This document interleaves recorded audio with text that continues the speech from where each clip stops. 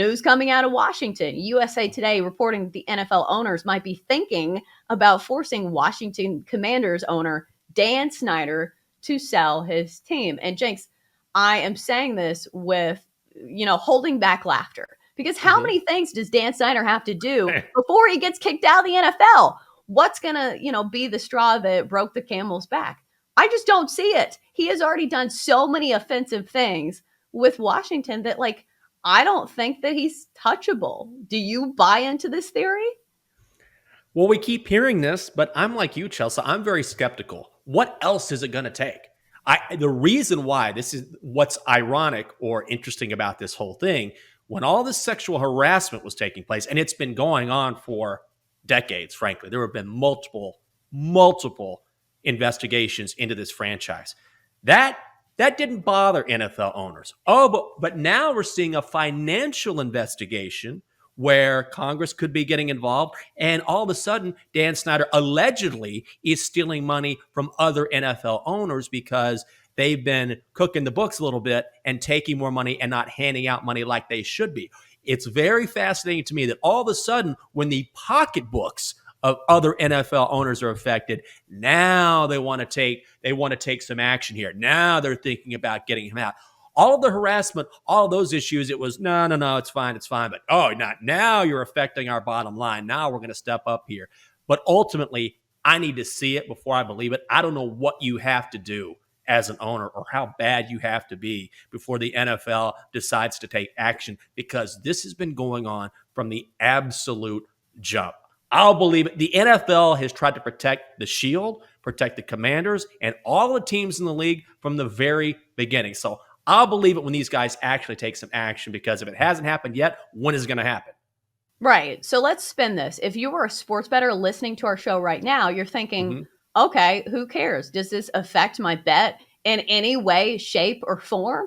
And I think it does. When you're looking at futures for the Commanders right now, they're plus 500 to win the NFC East. Jinx, for me, I think it affects which free agents you can get. If you are an organization or a franchise that has a ton of turmoil going on, you're not a team that's going to land the big top name free agents. Do you think this has an impact on the Commanders when it comes to on-field production?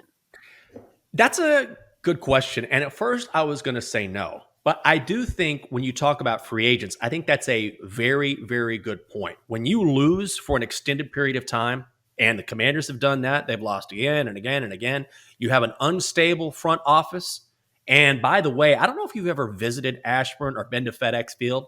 I'd rather play football games at a FedEx Field or a FedEx office on 14th Street than go to FedEx Field out in Landover. It's a bad stadium. It's a bad experience. They've lost fans. It's like playing in front of a semi-home crowd. If the Steelers come to DC, Chelsea, if the Eagles come to DC, if the Cowboys come to DC, even though you're quote unquote at home at FedEx Field, you're essentially playing in front of a 60-40 crowd, and you're on the 40% side. The 60% is the visiting team. So you're going to come here, play at an outdated stadium with ownership that is questionable, that could change, and also your facilities out in Ashburn are not great.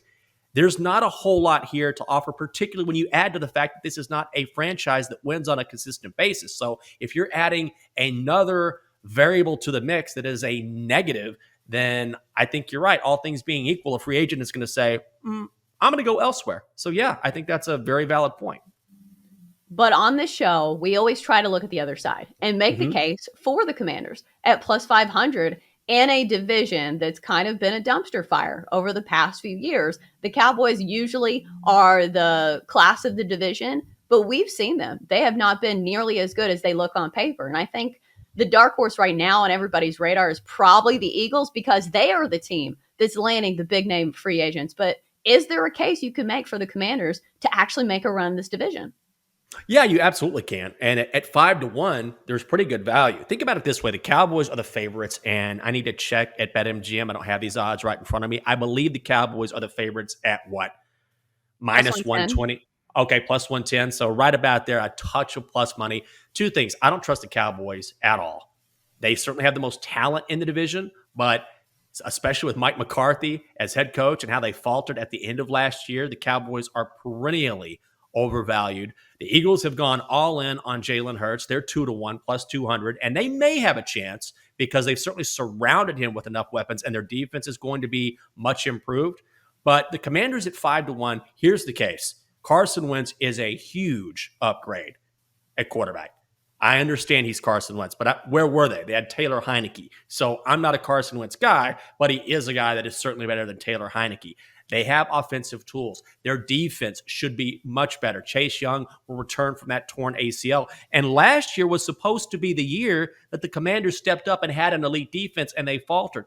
If that defense steps up, they have improved quarterback play, and they do have that kid out of Penn State, Dotson, who could play opposite Terry McLaurin and provide another weapon on that offense. I think the Commanders at 5-1, pretty good value. Yeah, and that's what we're looking for on this show is value, because sometimes you have to see these stocks at their lowest point, and that's when you buy in, not when they're at the top and you have to buy on the Cowboys at plus 110, despite being a team that perennially is letting you down. Even though I will say the Cowboys have been a great regular season team, usually it's in the postseason where the problems start to form.